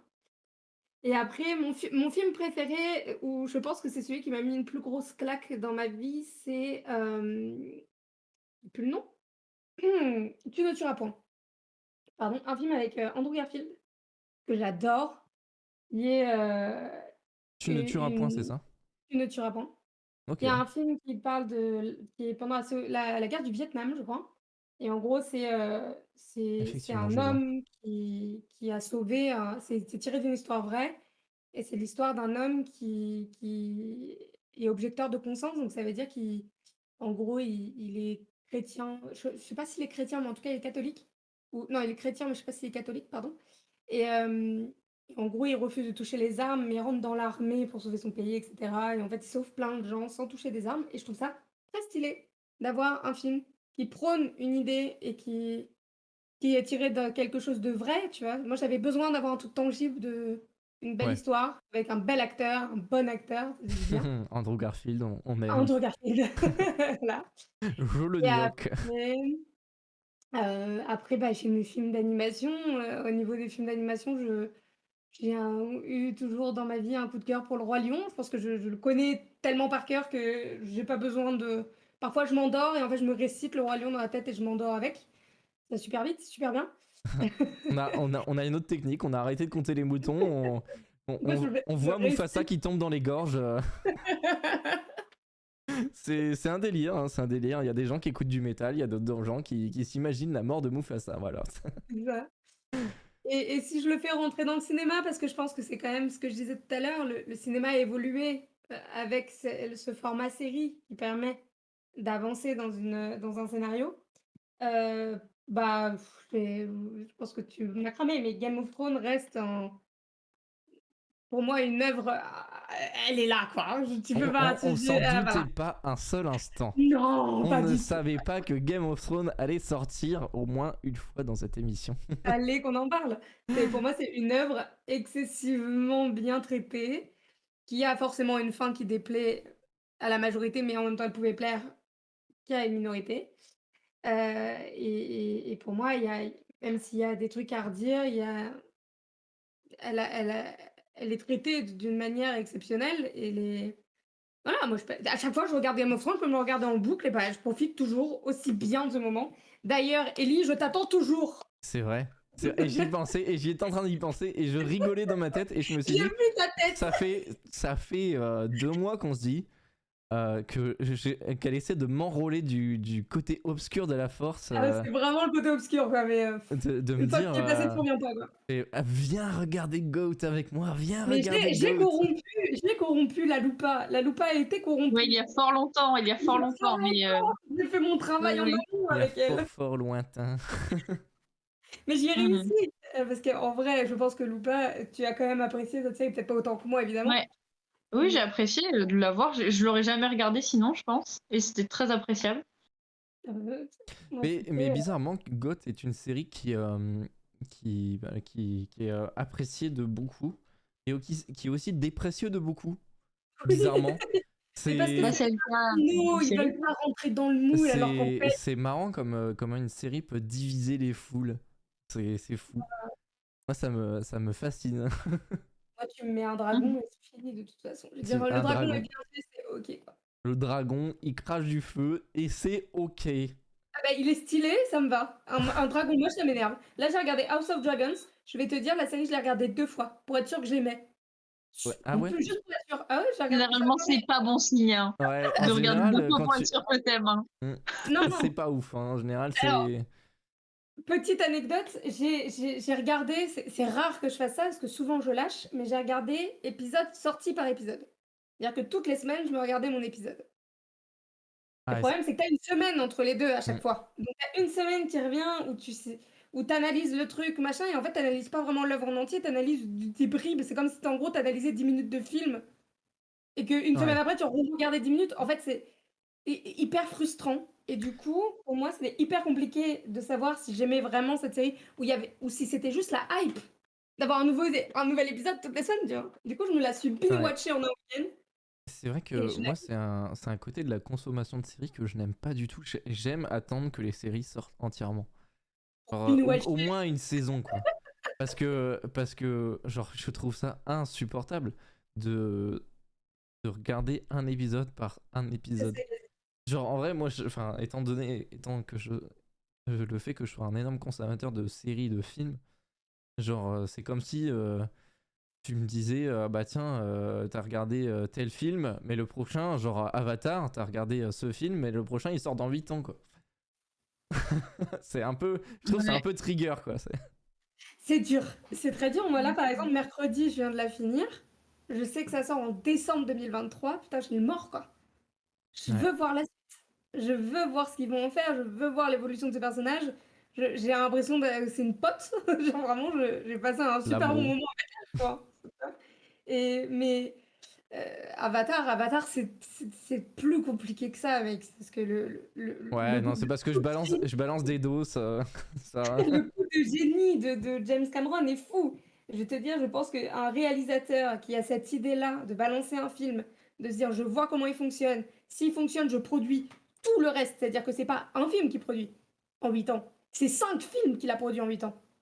Oui, oui, Le mec, c'est vrai il en que a rien c'est à vrai que c'est parce branler, quoi. que c'est vrai qu'il y a ce côté de dire ce réalisateur a fait une chose un peu particulière, c'est de se dire que il a sorti son film, ça a plu et il s'est dit ok, let's go, je lance ma série. Et là, il s'est dit genre je ne sortirai pas d'autres films tant que tout ne sera pas produit, quoi. C'est ça. Et c'est un En peu plus, le mec, particulier en vrai, c'est il a commencé à bosser sur ses films, il avait 15 ans. 15 C'est ans. un Bah malade, écoutez, un malade. Tu sais, il a écrit tout son scénario, il s'est dit je vais sortir un film. Ça se trouve, il va tellement pas marcher, le reste j'abandonne, quoi. Il a tout misé. Le mec a mis l'entièreté du travail de sa vie sur une sortie cinéma, quoi. effectivement, Une date. ça me fait penser un petit peu à ce côté que Alexandre Astier avait sur le fait que de sortir son premier volet de Camelot, c'est de se dire si le film fonctionne, les autres sortiront. Si le film fonctionne pas, il y a de grandes chances que les autres sortent pas, quoi. Hein? C'est Mais fou de se dire d'avoir cette envie de se dire que tu vas pas donner de suite aux gens. C'est comme une série qui s'arrête sans fin. Ça me waouh, c'est fou. C'est horrible. Ça, c'est abominable. Alun peut en parler. On s'est arrêté. On a regardé le Destin, là, la saga Winx qui était sur Netflix. Bon, alors elle est claquée au sol hein, sur plein de points. Mais il y avait ce côté enfantin qui te rappelle à toi, qui fait genre hé, t'étais un enfant, t'as regardé ça toute ton enfance, profite, tu vois. De toute manière, Team Witch hein, ici. Hein, Oui, on est d'accord. Les Witch sont en puissance, mais. Le débat nul, Winx ou Witch, Loupa. Alun qui dit cette mère du monde. Mais écoute, j'ai trouvé que c'était une mère du monde. Et ben j'ai quand même été triste qu'il n'y ait pas de suite, tu vois.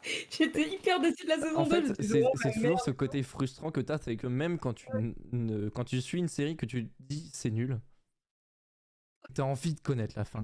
T'as envie de connaître la fin et c'est frustrant. C'est frustrant de te dire bah non frère, t'as rien, t'as pas de suite. Et c'est compréhensif parce que genre c'est vrai que genre bah ça fait pas de thunes. Qu'est-ce que tu veux te faire chier à continuer de produire ça alors que ça fait pas de thunes. Apparemment ça énerve. Apparemment on a une Alun énervée dans le chat. On a touché un point sensible. Elle laisse tomber, elle m'a fait un nombre de vocales, mec, pour me parler de la série. J'étais au taf et je l'entendais écouter ses vocales où elle me disait ça rend de la merde. J'étais genre ok. Et pour revenir à la question, du coup, bah moi les films préférés, je pense que j'en ai. Alors j'ai effectivement là, j'ai des films de mon enfance qui m'ont beaucoup marqué et que j'ai retenu dans ma tête. Mais je pense que s'il y a vraiment un film que je devais dire que j'aime tout particulièrement et que je suis absolument outré que Netflix l'ait retiré de sa plateforme, si Netflix passe par là, s'il vous plaît remettez-le, c'est Le Dernier Samouraï. Le Dernier Samouraï, vraiment, qui est un film très cher à mon cœur que j'ai dû voir une quinzaine de fois. Et juste, voilà, c'est un film, je pense que tout le monde ne connaît pas. C'est une production américano-japonaise. Je sais pas si on dit comme ça. Mais qui dépeint parfaitement l'évolution du Japon à travers des personnages ultra forts, ultra charismatiques. D'ailleurs, Tom Cruise joue dedans. pour attirer, c'est pour aguicher les dames, ça. Je dis ça, c'est Tom Cruise en général. En général, le 50 000 scientologue, bof, hein. Moi, ça m'intéresse pas trop. C'est vrai. Non, mais ça, en général, il plaît aux femmes et aux hommes en général, quand même. Tom Cruise est un bel homme. C'est pas Henri Cavill, hein, excuse-moi. Mais... Henri Cavill avec une moustache. C'est pas Christian Bale, hein. La moustache d'Henri Cavill détrône l'ensemble. Ouais, c'est vrai que. Putain, dégoûté qu'il fasse plus. C'est vrai que moi j'ai des visions de lui des fois dans mes songes de Henri Cavill dans sa baignoire en The Witcher là, en Geralt de Rive. Wow, chaleur. Hein. Ouais, fini, quoi. Donc oui, excuse-moi, je t'ai coupé. Non mais en 30 ans, Tom Cruise a pas pris une ride. Alors moi tu vois que Tom Cruise, ça fait partie de ces acteurs, c'est comme Brad Pitt, je trouve, qui se bonifie avec l'âge. C'est comme des bons vins. J'ai de plus en plus envie de les boire, plus ils vieillissent. Voilà. C'est un peu, c'est très bizarre cette façon de tourner les choses, mais mais oui. Sinon après j'ai toujours les Seigneurs des Anneaux, hein, parce que de toute manière j'ai grandi avec Seigneurs des Anneaux. Je me souviens encore de mon père qui m'emmène avec mon frère au cinéma pour voir La Communauté de l'Anneau et je ressors du cinéma et j'ai pris une claque. J'ai pris une claque. Et j'ai envie de chialer aujourd'hui. quand je regarde Seigneur des Anneaux, ça me ramène dans mon enfance avec une relation que j'avais avec mon père, etc. Et j'ai envie de pleurer. Le gars qui sa thérapie en live. Non, c'était voilà la vanne. Effectivement, après en animation, je pense qu'en film animé, je pense que ça sera La Princesse Mononoke, qui est le tout premier Ghibli que j'ai découvert grâce à l'école, que j'ai découvert en CM1 ou CM2 avec ma maîtresse que j'adorais de l'école. Il y a beaucoup de. Waouh! Il y a l'enfance, les Ouais, traumas, tout ça. Hein. ouais, il y a beaucoup de souvenirs liés à l'enfance. On en reparlera plus tard dans un autre podcast si vous voulez. Mais effectivement, j'ai beaucoup des films qui sont très attachés à la nostalgie, on va dire. Donc c'est vrai que le Seigneur des Anneaux et La Princesse Mononoke. En fait, Princesse Mononoke, c'est un film qui est important pour moi parce qu'il m'a fait découvrir l'univers de l'animation japonaise, on va dire en quelque sorte. On va dire le film animé japonais. Donc plus précisément l'univers de Ghibli. Donc c'est vrai que c'est quelque chose qui a découvert l'école en CM1, oui. Non, mais elle me fait mourir de rire, j'en peux plus. Depuis tout à l'heure, je suis en train de me taper une grosse barre parce qu'à chaque fois que je regarde le chat, il y a une vanne. Je peux plus de cette gamine. Mais ils ont raison, vannez dans le chat et foutez-vous de ma gueule, il n'y a pas de souci. Non, il y a un souci, on arrête. Mais ouais, il y a ce côté très nostalgique en général que tu accordes au film. C'est un peu comme à la musique en fait. En général, tu accordes une importance toute particulière à un film parce que tu as un souvenir lié à ce film. Pas uniquement le film. Enfin, c'est mon avis personnel en tout cas. Après, il y a toujours. Aujourd'hui, il y a plus le côté acting qui me touche beaucoup plus. Et, d'ailleurs, si vous aviez un acteur en particulier que vous deviez choisir, que vous aimez vraiment toute Oui, toute l'actrice, sa hein. de Oh, quoi Cavill. ou pas est-ce que toute la filmographie d'un acteur que tu apprécies ou quasiment toute Ou une actrice, ou d'ailleurs. une actrice, oui, pardon, excusez-moi. Moi j'ai un acteur que j'aime beaucoup, que je trouve très beau aussi, mais que j'aime beaucoup, c'est Christian Bale. Je leur ai dit, qui est un acteur hyper versatile, qui a fait beaucoup de transformations physiques très impressionnantes pour ses rôles, alors qu'il le fait plus, mais voilà, qui a fait beaucoup de films très cool. Euh, Joaquin Phoenix aussi est très doué, je trouve. Euh, Après, en actrice comme ça de tête, faut que je Et réfléchisse si un peu tu plus. ne devais en citer qu'un seul? Bah, c'est Christian Bale. Pour moi, c'est Christian, le plus ok. talentueux et c'est celui que j'aime le plus. Mais clairement, ouais, il y en a d'autres. Et toi, Isa? Un seul. Ouais, un seul. Si tu devais en choisir qu'un seul. Vraiment, c'est le choix cornélien. Si, j'aurais beau, je peux t'en sortir un nombre incalculable parce que j'adore leur talent, etc. Mais je pense que celui qui arrive toujours à me toucher dans n'importe quel rôle qu'il interprète et où il arrive toujours à venir mettre sa petite là, c'est Andrew Garfield. C'est con, mais c'est vrai. Ah ouais? Il est capable de passer de tout à rien en 2 films, quoi. C'est totalement des opposés. Il y a des films où j'ai regardé, je l'ai à peine reconnu. Son visage me dit quelque chose, mais dans tout son jeu, et cetera, et complètement tu un film qui est sorti sur Netflix il y a pas longtemps, c'est pas Boom Boom? Un truc comme ça? Ah, j'ai oublié le nom. Il joue un espèce d'artiste complètement what the fuck et le gars est à l'ouest, tu vois? Et en fait, il est tellement passionnant. Tu là, moi, j'étais sur le cul tout le long, quoi. Parce qu'il touche. Je sais pas comment il fait, mais Ok. voilà. Ok. Bah, moi, je pense que si je ne devais en citer qu'un seul, ça serait Tom Hanks. Vraiment, je tape dans le cliché, mais vraiment, Non, non, je trouve que t'as Tom. juste 60 balais, mais. Oui, effectivement, parce qu'il ne fait plus de films aujourd'hui. Mais il est vrai que Tom Hanks, je trouve que c'est un acteur qui me titille le pistil. C'est vraiment, genre, je trouve qu'il n'y a aucun rôle dans lequel il n'a pas été bon. Il y a des films qui n'ont pas spécialement été ouf, mais vraiment, juste pour en citer deux, genre, on regarde Forrest Gump, on regarde La Ligne Verte. Et voilà, Hmm. tout est dit en fait sur Tom Hanks. Ah, le gars. Dans Attrape-moi si tu peux, il est bien. Dans Captain Phillips aussi, il est bien, je Oui, trouve. c'est vrai. Oh, c'était d'autres. Captain Phillips, qui est un des derniers films dans lequel il a joué. Oui. Et, Si je dis pas de bêtises. oui, oui, il me semble, hein, ça doit être un des derniers films dans lesquels il apparaît, parce qu'il commence à se faire vieux. Mm. Tout Titi le pistil.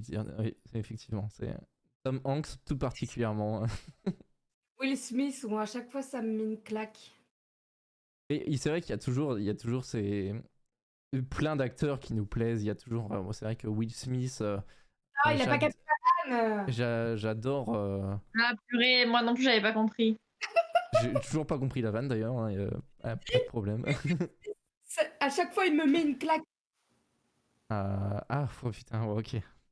Ah, mais putain, un peu de culture cinématographique, s'il vous plaît. Non, mais C'est c'est pas... pas. Non, mais, C'est non, pas mais que cinématographique là. c'est culture cinématographique, oui. Culture mondaine, enfin, bah, c'est même pas mondaine, mais jet set, je m'en bats les couilles. Hein. Jet set. Putain, ce terme. Ouais, La jet set. Le Et gars là, à 60 ans. et là, on se rend compte pourquoi j'aime Tom Hanks. Le fossé des générations. Un peu de culture de la violence là. Let's go. Allez, merci Will Smith. J'aime bien Gazi, ta référence, et Bourvil, tout à fait. Acteur et Bourvil, chanteur. très bon acteur, effectivement. C'est bien, les bonnes rêves. Mais oui, après, il y a toujours plein d'acteurs qui nous plaisent. Après, c'est vrai je m'intéressais beaucoup moins aux acteurs et à vrai dire, je connaissais à peine leur nom il y a encore 5 ans de ça. Genre, je regardais un film pour le film et pas pour l'acteur. Après, par la suite, je me suis dit, tiens, cet acteur-là, je l'aime bien. Qu'est-ce qu'il fait d'autre? Bah, tiens, un petit exemple, j'interviens, excuse-moi, mais Vas-y, là, vas-y.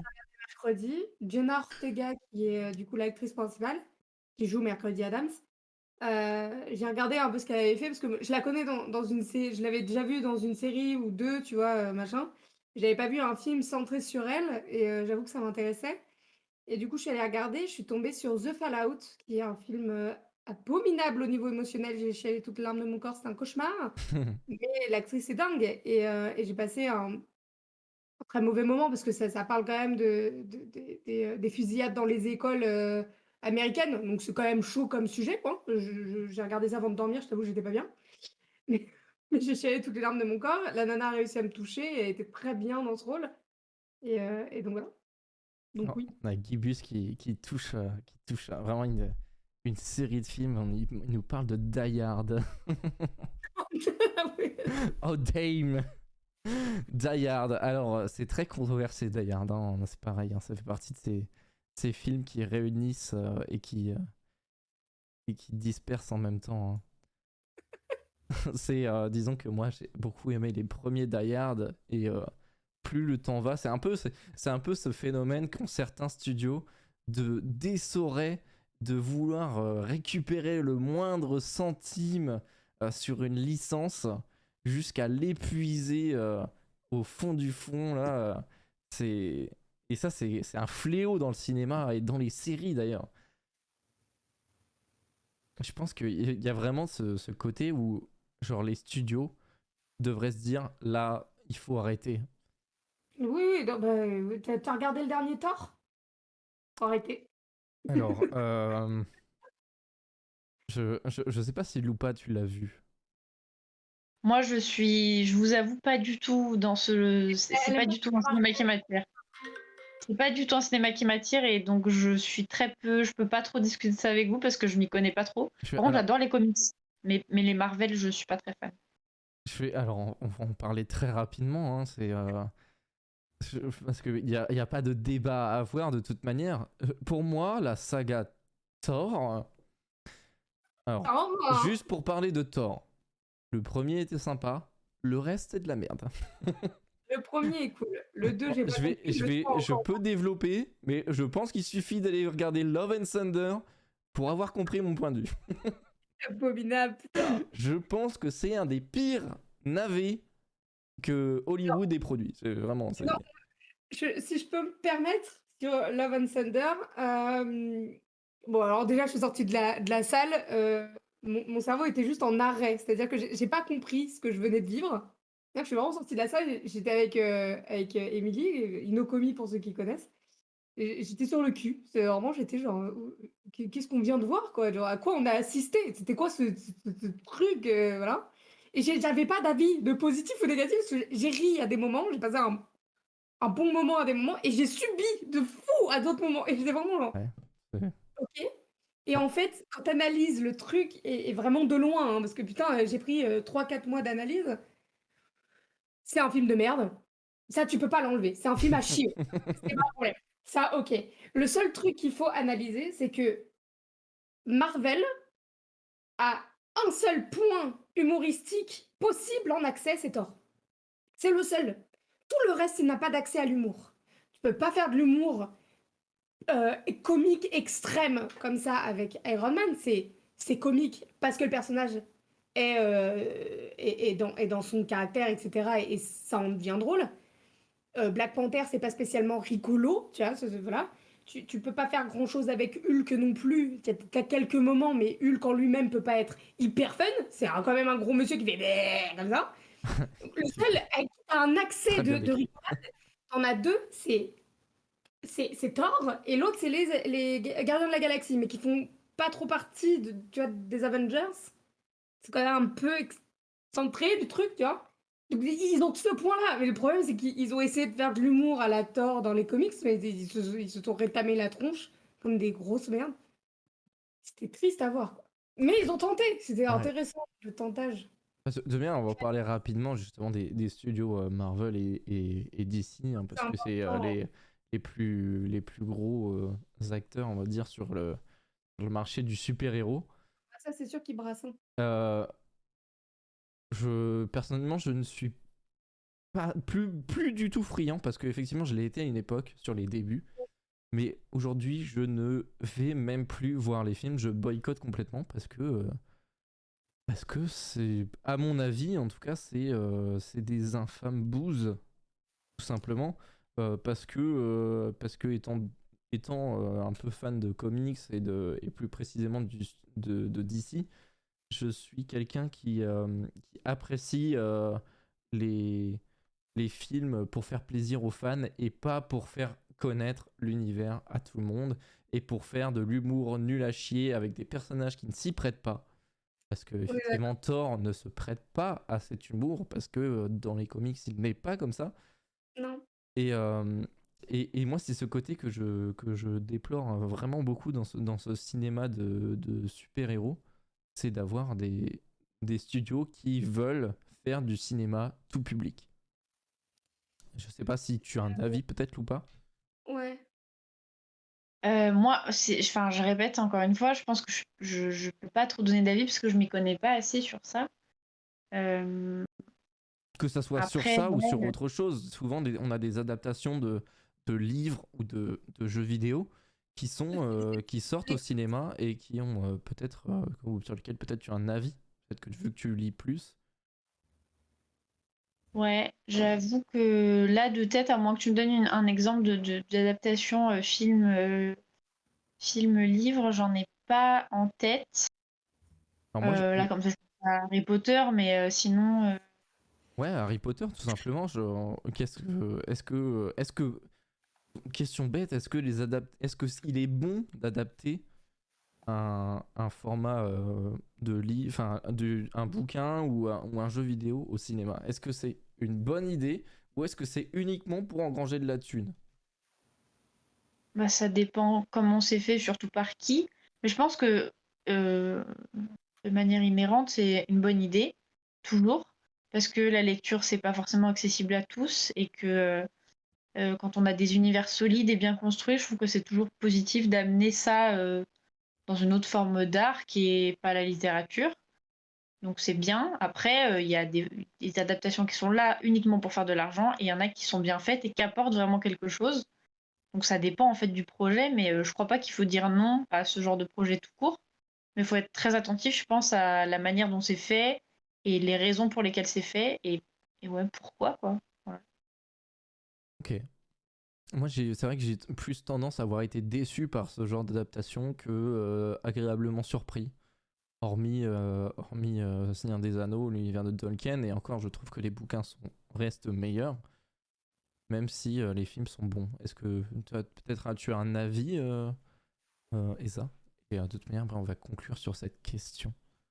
Bah, moi, personnellement, je trouve que les adaptations de films en série, pardon, de films de livres en film, attends, je vais y arriver, seront toujours moins bonnes quand tu connais le livre avant de découvrir le film.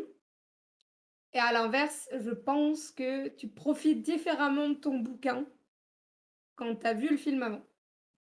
C'est-à-dire que moi, j'ai découvert, par exemple, les Harry Potter films, je les ai lus après. Et bah, j'ai jamais été déçue des films un seul instant et pourtant j'ai adoré les bouquins parce que j'ai découvert plein d'autres trucs. Ok. En fait, c'était comme lire un bonus. Moi, j'étais trop heureuse en plus et dis-toi qu'il y a des scènes, moi j'ai la capacité et ça j'adore, c'est de bouquiner, de pouvoir voir, enfin, imaginer ce que je lis, pouvoir le projeter en image dans ma tête, tu vois? Pouvoir kiffer ma life comme ça. Et ben genre, vraiment, il y a des moments où je vois le film et je me dis: «Putain, mais il manque une scène» et en fait, c'est une scène que j'ai imaginée pendant le bouquin, tu Ok. vois? Ouais, C'est mais lunaire, c'est lunaire, mais c'est trop bien. c'est vrai que c'est peut-être plus. Oui, moi je suis pas contre, effectivement, même si j'ai été énormément déçu. J'ai une adaptation qui est en tête toute particulière qui m'a euh, qui m'a fait vomir. C'est vraiment pour pas être. Pour aller dans l'exagération, c'est l'adaptation du roman de L'Épouvanteur de Joseph Delaney, qui a été adapté, qui porte le nom au cinéma, le Septième Chevalier, il me semble, et qui est, pour moi, est une des pires adaptations qui aurait pu être faite de ce roman qui est absolument magnifique. Mais c'est vrai qu'il y a peut-être ce côté de se dire, euh, ça ouvre des possibilités aux gens. Ils ont plutôt tendance à aller voir un film et ensuite de s'intéresser peut-être au livre. Et je pense que c'est le septième fils, je crois. Oui, c'est ça, merci Gazi. Donc effectivement, je pense que c'est bénéfique, mais ouais, il y a toujours ce côté... En fait, quand tu connais l'œuvre originale, ce côté déception que tu peux avoir par la suite en allant voir le film au cinéma, c'est vrai que moi, tu vois, j'ai pas été... moi, ça m'a pas fait cet effet-là, j'ai pas lu les Harry Potter. J'ai eu cet effet-là sur les Arthur et les Minimoys. Voilà, c'est une des rêves que je ressors comme ça. Arthur et les On est vraiment dans Minimoys. un cinéma là, il y a des grosses refs. Hein. Ouais, Arthur et les Minimoys que j'ai vu au cinéma, que j'ai beaucoup apprécié en tant qu'enfant et que j'ai lu par la suite et que j'ai encore plus apprécié en tant que livre. Et ça m'a fait un peu ça aussi avec Narnia. Voilà, c'est. Ouais, pareil, mais Narnia, je pense que, tu vois, très déçu si tu as lu les bouquins avant, Je... mais excessivement émerveillé quand tu connais le film parce que l'univers est super bien représenté. Et derrière, découvrir les bouquins, c'est, tu vois, je pense que, en fait, ce sens-là est plus agréable pour le cerveau humain parce que, du coup, tu t'es pas créé une limite quand tu passes au bouquin, quand tu as déjà vu le Ouais, film. c'est Alors que ça. quand tu vois, ça, je pense que Et peut-être que ça aide aussi ça aide peut-être l'imaginaire aussi d'avoir des visages. Alors, est-ce que c'est bon ou pas bon? Peut-être que ça permet de travailler l'imaginaire, de lire tout simplement et de visualiser les personnages comme le bouquin te le décrit. Et c'est vrai que tu as ce côté où quand tu as un acteur qui incarne un personnage, tu as peut-être plus facilement tendance à te l'imaginer quand tu lis le livre. ouais, je pense que c'est plus simple pour les personnes qui ont du mal à bouquiner. Mm. Moi, je sais que j'avais du mal à lire parce que, tu sais, cette histoire à l'école où on te force à lire, etc. Donc, en fait, la lecture n'était pas du plaisir, tu vois. Et en fait, j'avais envie de lire parce que j'aime lire dans l'idée, mais j'avais toujours l'impression d'être forcée. En fait, j'ai acheté les Harry Potter en attendant mon train un soir en rentrant de l'école. Et en fait, bah, ça m'a donné envie de lire tout le temps. Et j'ai acheté. Et souvent, je lis des trucs que j'ai déjà vus. Genre là, je lis les Game of Thrones, tu vois. Parce Ok. que du plus, toujours du plus. Et je trouve que c'est hyper intéressant de voir aussi la manière dont ça a été adapté. Comment le réalisateur a travaillé sur l'œuvre de base Mm. et comment est-ce que lui a la retranscrit aussi avec son univers à lui, avec l'univers de l'œuvre, etc. Je trouve Ok. il y a un C'est vrai travail que hyper. c'est vrai que c'est extrêmement intéressant. Un petit mot de la fin peut-être? Ou pas. Camoulox? Non, il y a pas la ref. Si, si, il y a la ref. On est nous aussi 60, on a aussi 60 ans. Donc on a la... les rêves, les vieilles rêves de boomer. Ouais. Eh ben écoutez, j'étais agréablement... ça a été très agréable de vous avoir pendant ce premier podcast. Et je me remercie aussi les viewers d'avoir autant discuté. Merci à vous d'être restés et d'avoir partagé vos expériences, vos envies de cinéma. Pour rappel, l'émission se déroulera toutes les 2 semaines, donc le mercredi à 21h, où l'on parlera de tous les sujets. Donc ce soir c'était le cinéma, dans 2 semaines ça sera un autre sujet, avec peut-être d'autres invités, peut-être les mêmes, on ne sait pas. On ne sait pas, ce n'est pas prévu à l'avance, il n'y a pas de post-prod. Il va falloir s'y mettre. Voilà. Je suis Mais voilà, je vous fais d'énormes bisous. On va conclure là-dessus. Pour rappel, le podcast sera disponible sur YouTube. Si vous souhaitez, vous avez le lien de la chaîne dans le chat. Et n'hésitez pas à me suivre sur Insta et Twitter également. Et à aller checker également le compte d'Eza qui nous a suivis pour cette soirée. Voilà. Merci Eza pour l'Insta. Je vous fais d'énormes bisous et je vous souhaite une excellente soirée. C'est pas écrit. Des bisous les stars, merci de nous avoir suivis. Bisous bisous. Bisous.